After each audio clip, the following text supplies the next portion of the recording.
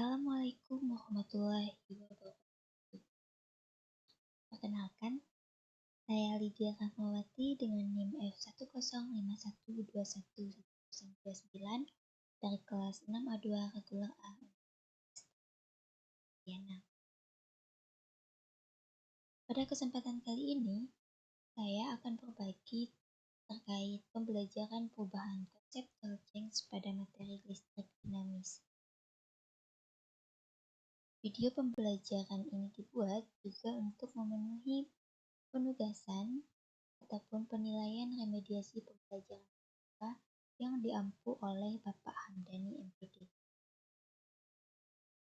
Oke, langsung saja pada pembahasan yang pertama, yaitu perubahan conceptual change. Menurut Posner et al. Pada tahun 1982, model conceptual change merupakan salah satu model pembelajaran remedial yang menghadirkan konflik kognitif, di mana model pembelajaran conceptual change ini sesuai digunakan untuk meluruskan suatu miskonsepsi. Posner et al.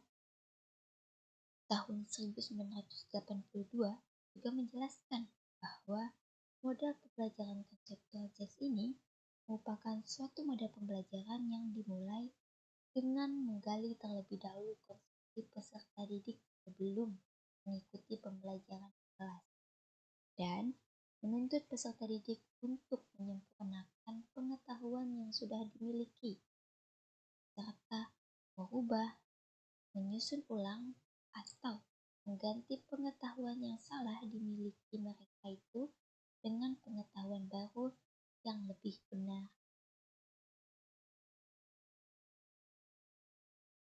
Selanjutnya, di sini terdapat 4 kondisi yang harus terpenuhi pada pembelajaran perubahan conceptual change. Yang pertama yaitu ada dissatisfaction atau ketidakpuasan, di mana secara singkatnya pada kondisi ini bertujuan untuk membuat peserta didik merasa tidak puas dengan pemahaman awal yang mereka miliki. Pada kondisi ini juga ditandai dengan adanya peserta didik yang mulai meragukan konsep awal mereka. Lalu pada kondisi yang kedua yaitu intelligible atau dapat dimengerti.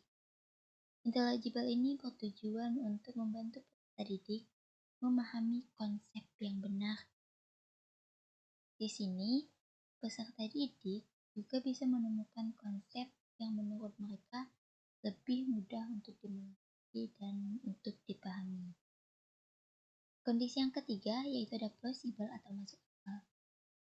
Plausible ini bertujuan untuk membuat peserta didik menerima bahwa konsep baru yang mereka miliki itu lebih masuk akal daripada konsep yang lama tanpa banyak konflik.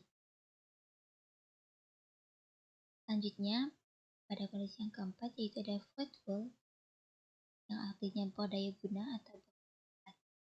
Tujuan dari kondisi yang keempat ini yaitu menunjukkan bahwa konsep yang baru mereka pelajari itu bisa bermanfaat dan dapat digunakan dalam konteks yang lain. Kemudian, kondisi yang keempat ini juga diharapkan untuk bisa menyelesaikan masalah yang tidak dapat diselesaikan dengan konsep akal yang dimiliki oleh peserta didik. Setiap kondisi ini terdapat beberapa kegiatan yang bisa dilakukan. Misalnya, pada kondisi dissatisfaction atau ketidakpuasan. Di sini, kegiatannya bisa dengan memberikan apersepsi atau soal yang memancing peserta didik.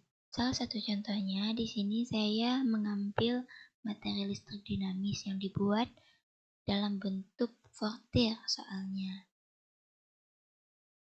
Di sini saya jelaskan dulu pada tier pertama, teman-teman bisa lihat terdapat sebuah gambar ya dengan dua hambatan, sebuah gambar rangkaian listrik dengan dua buah hambatan, di mana hambatannya berupa lampu, yaitu lampu A dan lampu B.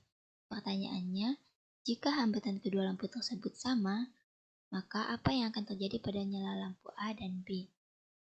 Apakah kedua lampu akan menyala dengan terang yang sama? Atau lampu A akan menyala lebih terang daripada lampu B?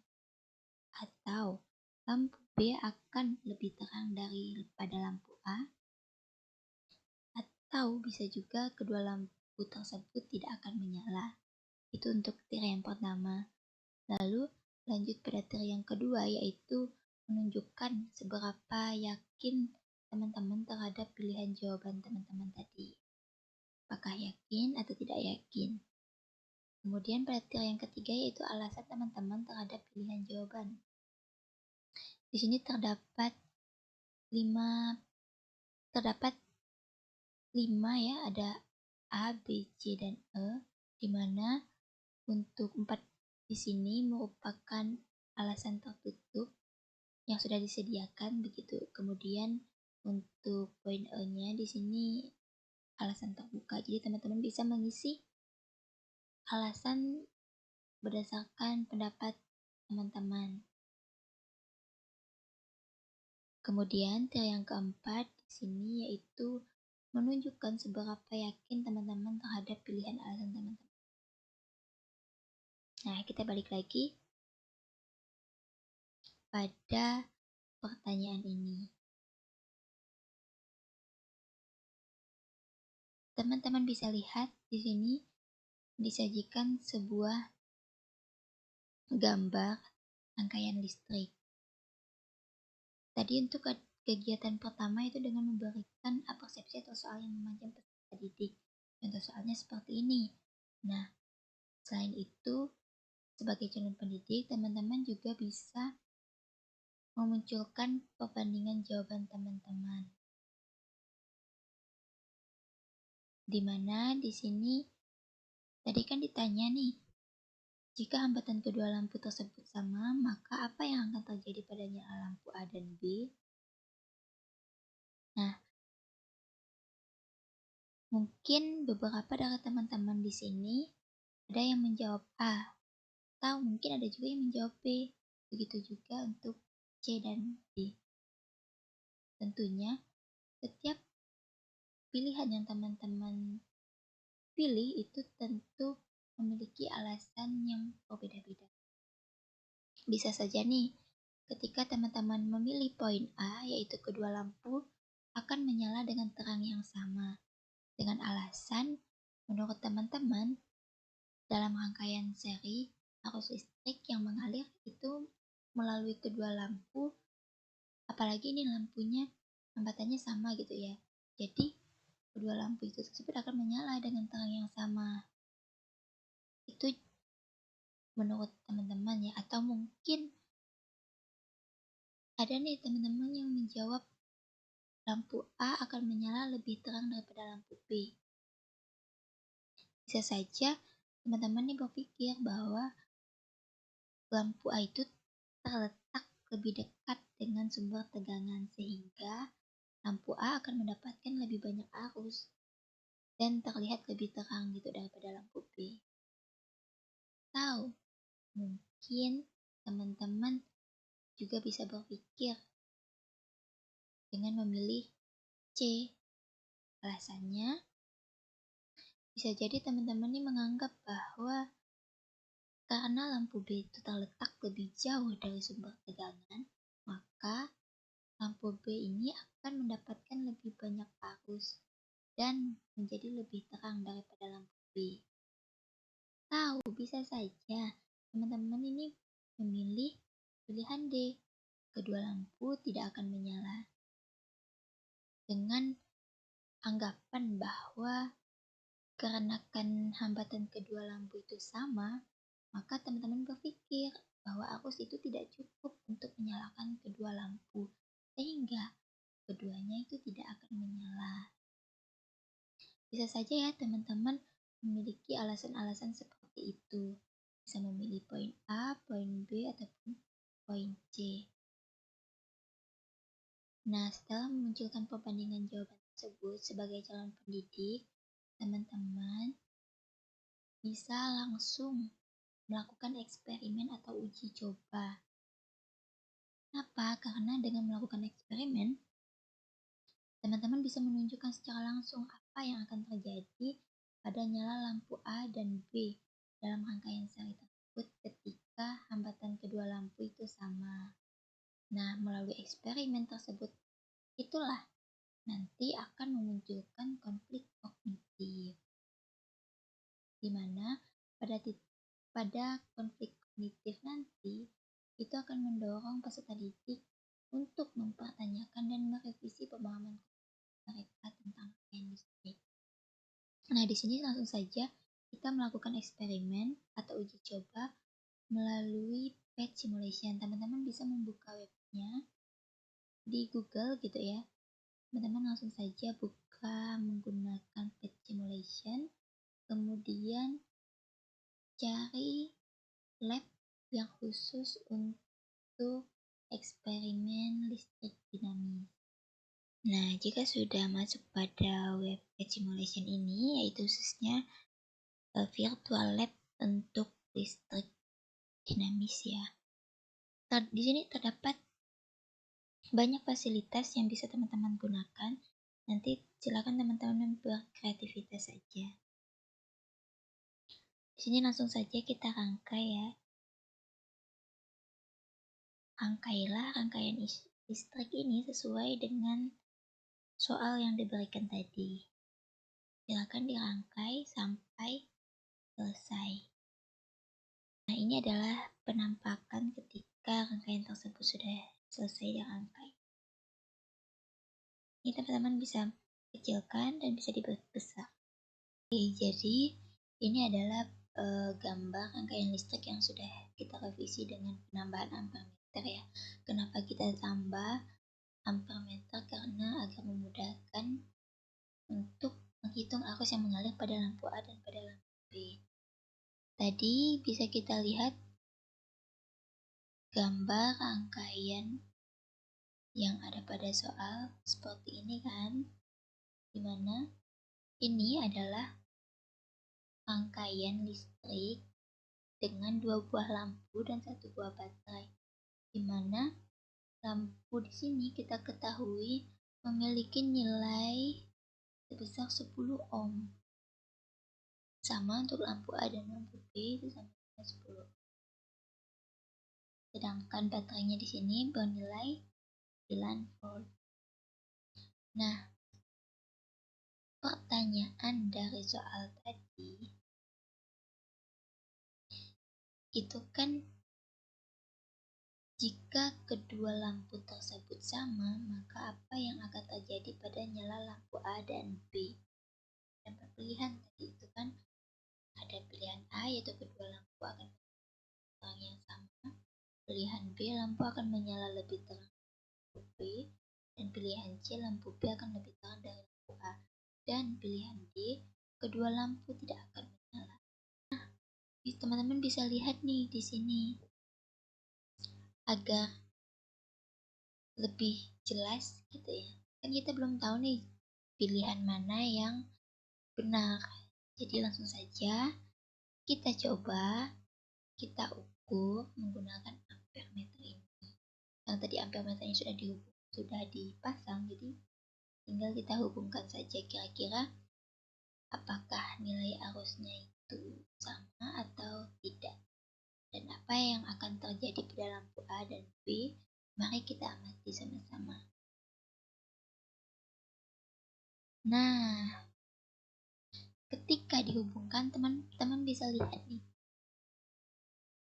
pada lampu A dan lampu B itu nilai arusnya sama, 0,45 ampere. Dari pancaran cahayanya juga sama ya, pada lampu A dan lampu B. Nah, kenapa? Kok bisa? Kok bisa sama? Bukankah harusnya itu lampu A lebih terang daripada lampu B? Ataupun sebaliknya begitu, atau bahkan dari teman-teman ada yang berpendapat bahwa bisa saja kedua lampu tersebut tidak akan menyala. Teman-teman ada yang berpendapat bahwa bisa saja lampu A itu akan menyala lebih terang daripada lampu B, dengan anggapan karena lampu A itu dekat dekat dengan sumber tegangan, maka akan mendapatkan lebih banyak arus daripada yang lebih jauh. Dan tadi teman-teman ada yang menganggap bahwa arus akan berkurang setelah melewati lampu A, sehingga untuk lampu B itu akan mendapatkan arus yang lebih sedikit dan nyalanya jadi lebih redup. Jadi hal itu tidak berlaku pada rangkaian seri. Begitu juga ya untuk pilihan B dan C tadi itu tidak berlaku pada rangkaian seri. Dan tadi kan ada juga yang berpendapat bahwa kedua lampu tidak akan menyala dengan alasan bahwa penambahan hambatan dari dua lampu membuat hambatan total itu terlalu tinggi untuk sumber tegangannya, sehingga tidak akan ada arus yang mengalir. Nah, hal ini hanya benar jika sumber tegangan tersebut terlalu lemah. Namun, dalam konteks soal ini kan diasumsikan sumber tegangan ini cukup kuat, 9 volt. Jadi,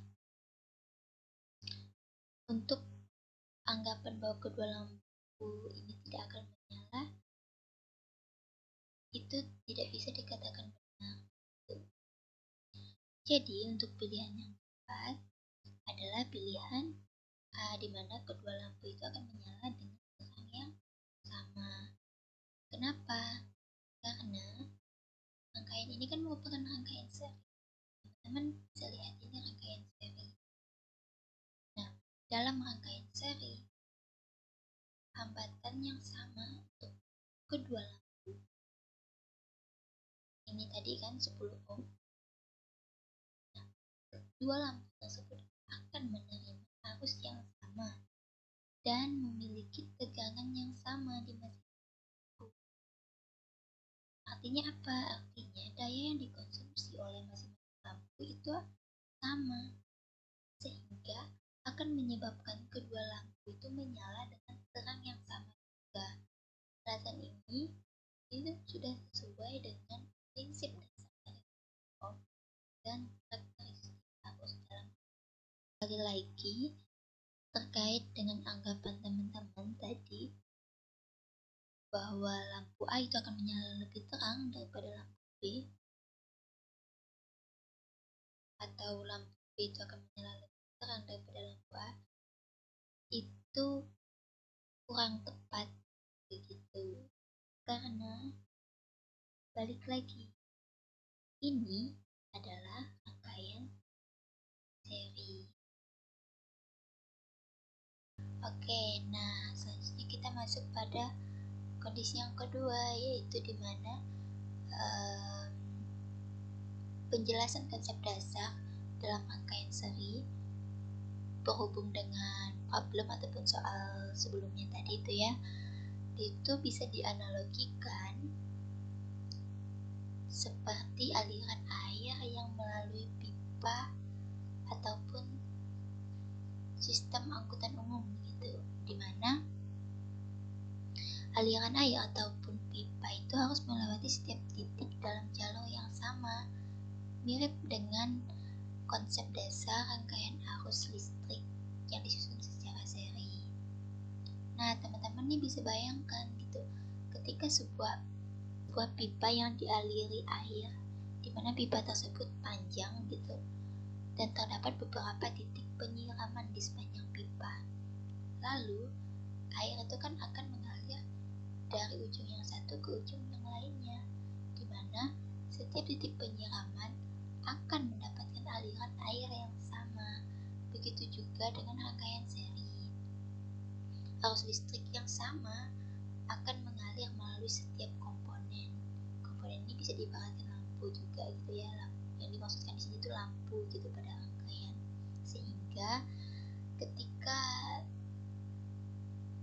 pipa ini dialiri air gitu, itu akan menghasilkan aliran air yang sama di setiap titiknya. Begitu juga dengan lampu, itu akan menyebabkan kedua lampu itu menyala dengan terang yang sama jika hambatannya juga sama.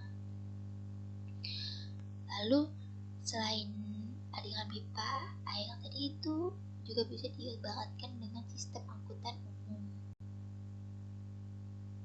dimana teman-teman teman-teman di sini bisa membayangkan, misalnya sebuah bus itu kan tentu melalui beberapa halte ya di sepanjang rute. Nah, jika kita sebagai penumpang di dalam bus itu akan melewati setiap halte dalam urutan yang sama dengan penumpang yang lain. Ini sama halnya dengan konsep dasar rangkaian seri, di mana arus listrik ini bisa diibaratkan sebagai bus yang membawa penumpang melewati setiap halte ataupun komponen gitu dalam urutan yang sama. Jadi, tidak ada penumpang yang turun di tengah perjalanan, tidak ada arus yang akan hilang, sehingga akan mengakibatkan setiap komponen itu mendapatkan arus yang sama. Jadi seperti itu. Nah, ini sudah masuk pada kondisi yang kedua tadi, yaitu intelligible ya, dimana tujuannya di sini agar membantu peserta didik atau membantu teman-teman itu bisa memahami rangkaian seri, dimana arus yang mengalir dalam rangkaian seri setiap komponennya itu sama dan tegangan totalnya dibagi di antara komponen sesuai dengan resistansi masing-masing. Oke, sekarang kita lanjut pada kondisi yang ketiga, yaitu plausible ataupun masuk akal. Pada kondisi yang ketiga ini, teman-teman bisa memberikan contoh yang lain atau memberikan eksperimen yang lain dengan rangkaian seri yang sama. Teman-teman bisa kreasikan gitu kan, misalnya dengan mengganti lampu dengan resistor yang berbeda, atau membedakan bentuk rangkaiannya tetapi tetap pada kondisi rangkaian seri. Kemudian teman-teman harus memberikan atau meminta peserta didik memprediksi apa yang akan terjadi, kemudian memberikan penjelasan atau memberikan verifikasi terhadap prediksi peserta didik melalui eksperimen langsung tadi, dan berikanlah penjelasan ulang sebagai penekanan konsep, di mana penjelasan ulang ini membuat peserta didik itu lebih paham gitu akan konsep dasar dari rangkaian listrik ini, khususnya rangkaian seri.